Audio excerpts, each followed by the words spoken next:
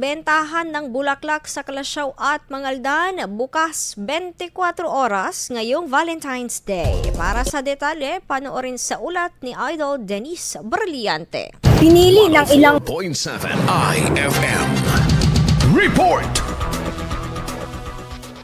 Pinili ng ilang manlalako ng bulaklak dito sa bayan ng Kalasyaw at sa bayan ng Mangaldan na magbukas ng 24 oras ngayong araw ng mga puso dahil sa inaasahang dagsa ng mga mamimili sa kabila ng pagtaas ng presyo ng ilang bulaklak, partikular ng rosas.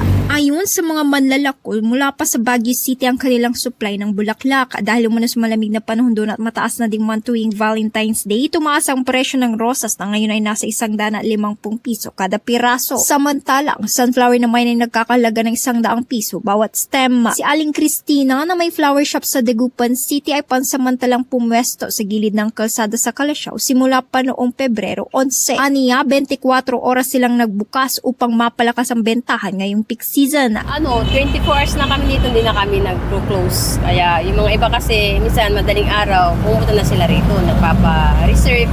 Tumaas kahapon, tumaas na eh. Kasi nung makit kami nung sa Baguio, talagang nagsitaasan na ang flowers. Hindi namin alam kung bakit. Bagamat naging matumalang bentahan ng mga nakarang araw, umaasa ang mga manlalako na babawi sila ngayong Pebrero 14. Tumanggap na rin sila ng advance orders upang masiguro ang sapat na supply ang maiwasan ang kakulakan sa gitna ng inaasahang pagdagsa ng mga bibili ng bulaklak. Kasama mo mula rito sa IFM News, Tagupan, ito si Idol Denise Brillante, Tata.